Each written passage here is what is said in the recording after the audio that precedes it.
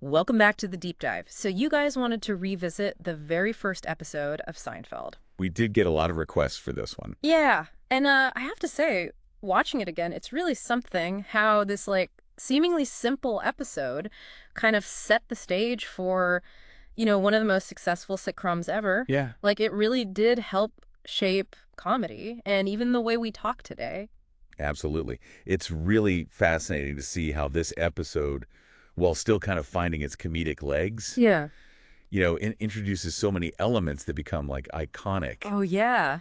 for this series. Yeah. You've got the observational humor, the cringeworthy social encounters, Right. and those quirky characters Yes. we all came to love. It's all there right from the start. It really is. It's all right there. And you've got Jerry doing stand-up right at the top of the episode, Oh, yeah. which that becomes a Seinfeld staple. Totally. And he's riffing on women and checkbooks. It's not just any observation about checkbooks, though. It's the speed and efficiency that Jerry finds funny. I mean, that's the brilliance of his humor. Yeah. Finding the absurdity in the everyday, or, the things we all recognize but might not think twice about. Exactly. That's what makes it so relatable. Like we've all been there. Right. And then bam, we meet Elaine for the first time.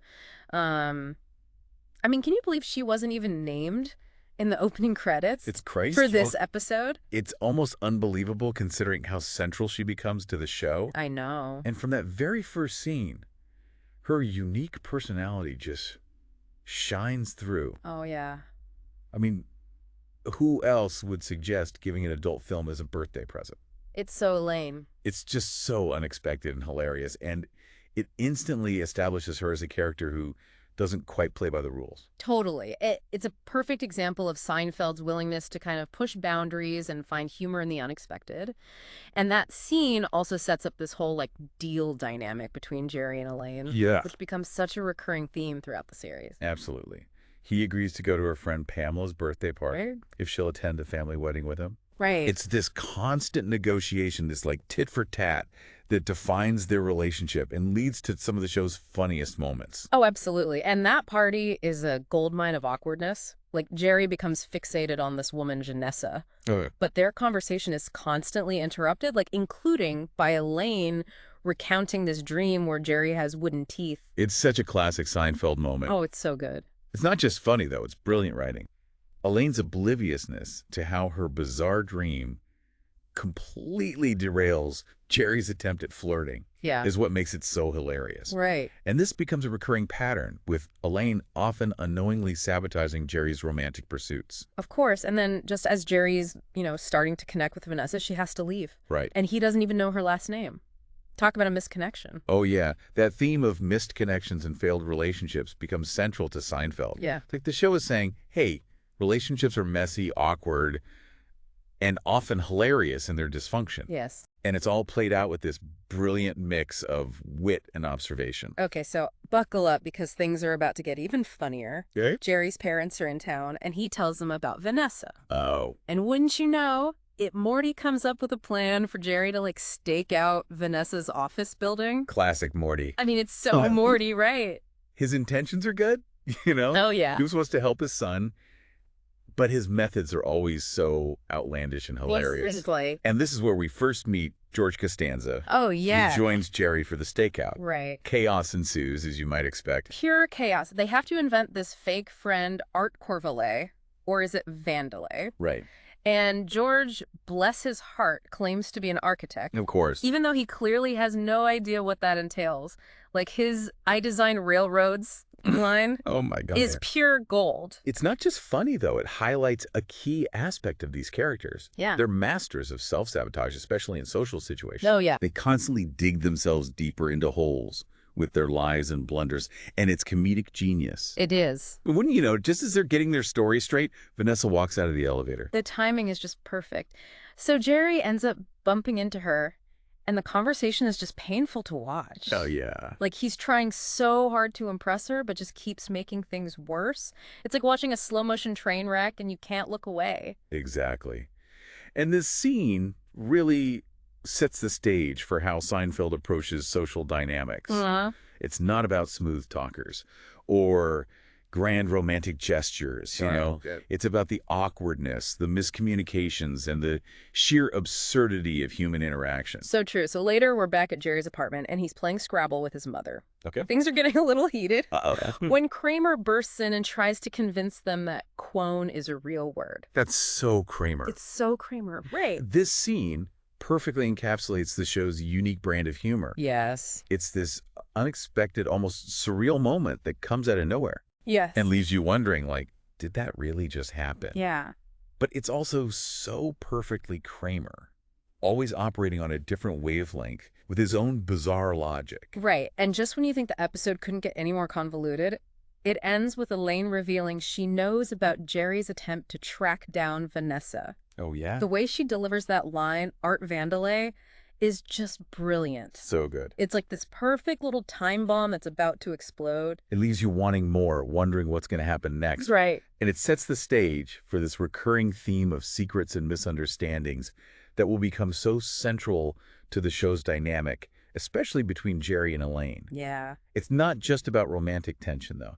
It's about power dynamics, about who has the upper hand in their constantly shifting relationship. This first episode is packed with so much comedic brilliance and foreshadowing. It really is. It introduces us to these characters, their dynamics, Right. and the kind of humor that made Seinfeld a cultural phenomenon. What's remarkable is that even though it's the very first episode, it already exhibits so much of what defines the series. Right. You know, the observational humor, the focus on those little everyday annoyances, those awkward social situations, Yeah. and the intricate web of relationships between the characters. It's all there just waiting to be explored. You know, it's amazing how much they packed into just this first episode. It really is. Like, we've already covered so much ground, but there's still, like, more to unpack. Oh, yeah, definitely. One thing that really stood out to me was, like, the introduction of Jerry's parents, Morty and Helen. They're brilliant additions to the cast. Oh, they're so good. Aren't they? From their first appearance, you can just see how they're like distinct personalities, and their dynamic with Jerry just adds a whole new layer to the comedy. It's like they're this walking, talking embodiment of every parental quirk and annoyance. Right. But somehow it's endearing and hilarious at the same time. Totally. And they're not just there for comedic relief either. Right. Remember, it's Morty who suggests that whole stakeout idea, Yes. which sets off this chain reaction of increasingly absurd events. Oh, absolutely. And Helen's reaction to the whole thing, priceless. I know. Like, she's not exactly thrilled about her son spying on a woman, Of course not. but that's part of what makes their interactions so funny. Right.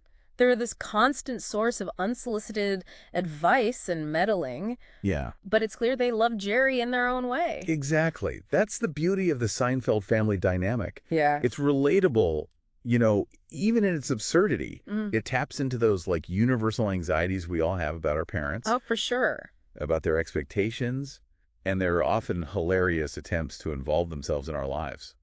Speaking of hilarious parent-child interactions, let's not forget the episode's final scene where Jerry's playing Scrabble with his mother and things get a little competitive. Oh, yeah. It's a seemingly mundane activity, Yeah, but it becomes this battle of wits, totally. with Jerry trying to uphold the rules and Helen, well, let's just say she's not above bending them a little. And just as they're going at it, who shows up but Kramer, adding his own brand of chaos to the mix. Oh, it's perfect. Oh, it's so... Kramer's insistence that quone is a real word is such a perfect example of his eccentric personality. Oh, yeah. It makes no sense, Right. but it's delivered with such conviction that you almost start to believe him. Almost. It's that ability to create these moments of pure absurdity that makes Seinfeld so special. Exactly. They take something ordinary like a Scrabble game and turn it into this hilarious, unpredictable situation. And then just when you think the episode is wrapping up, we get that final punchline, that perfect cliffhanger. Oh, yeah. Elaine leaves a note for Jerry about Art Vandelay. Right. And you could just see the fear in his eyes. I know. It's like she's dropped a bomb and we're left wondering what's going to happen next. That ending is brilliant. It is. It's like this reminder that even though the episode is about seemingly nothing, there are consequences to the characters' actions. Their lies and deceptions have a way of catching up with them. Right. And it's usually in the most hilarious and unexpected ways. This episode really is a masterclass in comedic storytelling. It is. It introduces us to these relatable yet flawed characters. Yeah. Puts them in absurd situations and lets the humor unfold naturally from their interactions and their reactions. Right, it's not just about the laughs either. Right. It's about the way Seinfeld captures the minutia of everyday life. Totally. Those little annoyances, those awkward moments, those relationships that are both infuriating and endearing. This is so true. It's a show that's both incredibly specific and universally relatable. Absolutely. It's a show about nothing. Yeah. Yet somehow it's about everything. I love that. It celebrates the mundane, the awkward, and the often hilarious reality of being human. It's really incredible how much they were able to establish in just this one episode. I know, it really is. The characters, the comedic sensibilities, the theme. It's all there setting the stage for what would become one of the most iconic sitcoms of all time. Okay, so we've spent the last two parts, really dissecting this first episode of Seinfeld. Yeah, we really have. From the stand-up bits to the disastrous stakeout. But I'm kind of curious now, what do you think is the lasting legacy of this pilot? What did it set in motion? That's a great question. I think this episode, despite some of its rough edges, really hints at the comedic genius that would make Seinfeld such a cultural phenomenon. Oh, yeah. It introduces that signature blend of observational humor, those relatable yet flawed characters, Right. and those no hugging, no learning storylines. Yeah. That became the show's trademark. No hugging, no learning, exactly. These characters rarely, if ever, experience any real personal growth. Right. They're just as self-centered and neurotic by the end of the series as they are in this very first episode. And that's what's so brilliant about it. They reflect our own flaws and anxieties, Yeah. reminding us that it's okay to laugh at the absurdity of life, at our own shortcomings. Right. Yeah, we don't always have to learn a lesson or become better people. Right. Sometimes it's enough to just embrace the chaos. I love that. And this pilot episode also establishes the show's unique approach to storytelling. Yeah. There's no overarching plot, no moral lesson to be learned. It's Right. just a slice of life, a series of seemingly disconnected events that somehow weave together to create this hilarious tapestry of human interaction. And it's that focus on the nothingness of everyday life that paradoxically gives the show its universal appeal. Oh, yeah. We can all relate to those awkward social situations, the petty grievances, the constant quest for a decent table at a restaurant. For sure. Seinfeld takes those little everyday annoyances that we all experience. Right. And elevates them to an art form. It's like Jerry says in one of his later stand-up bits, what's the deal with So well. Seinfeld takes those what's the deal with moments and turns them into comedic gold. Exactly. And it's not just the writing, it's the performances. Probably. Even in this early episode, you can see the incredible chemistry between the cast. Yeah. The way Jerry, Elaine, and George play off each other. Right. Their banter is so sharp and witty. Uh-huh. Their comedic timing is impeccable. Totally. It's no wonder they became one of the most iconic comedy trios of all time. Absolutely. They each bring something so unique to the dynamic. Right. And you can already see those sparks flying in this first episode. It's amazing to think that this episode, which aired over 30 years ago, I know. still feels so fresh and relevant today. It does. Why do you think that is? What is it about Seinfeld that has allowed it to stand the test of time? That's a great question. I think part of it has to do with the show's universality. Yeah. The situations, the characters, the humor. Right. It all feels timeless. Whether you're watching it for the first time or the 100th time, there's always something new to discover. Right. Some subtle observation about human behavior that you hadn't noticed before. And the writing is just brilliant. Oh, it is. The jokes are sharp, the dialogue is snappy, and the physical comedy is perfectly executed. Yeah. It's a show that rewards multiple viewings. You pick up on new things each time, and it never gets old.